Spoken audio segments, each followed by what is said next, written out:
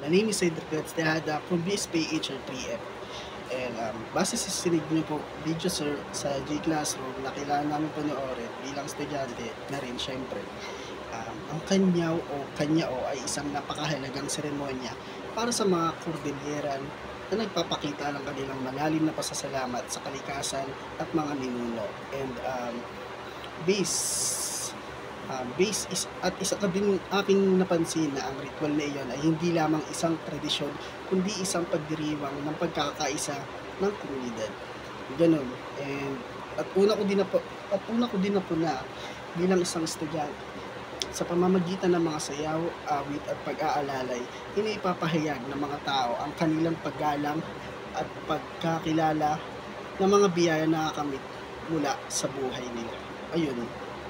And at bilang students or isang tao mula sa ibang reliyon, nakaka-inspire siya totoo, lalo na ang kanilang dedikasyon sa pagpreserba ng kultura at tradisyon. At kaya naman, ang masasabi ko lang ay, nagpapawisan ako, ang kanyaw ay nagsisilbing paalala na din sa atin na mahalaga ang ating koneksyon at kalikasan at sa isa't isa. Ganon.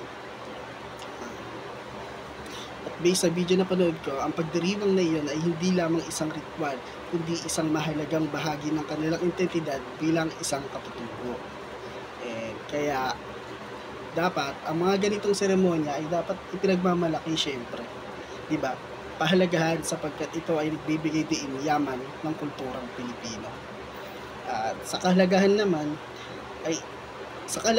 syempre, ay ang kanyaw ay isang tunay na kayamanan na dapat ipagpatuloy at ipasa sa susunod na henerasyon para magamit din ng mga magbabasa at mga batang mag-aaral din. Ganun. Yun lang po. Maraming salamat. My name is Cedric Tejada from BSB HR3F. Thank you po.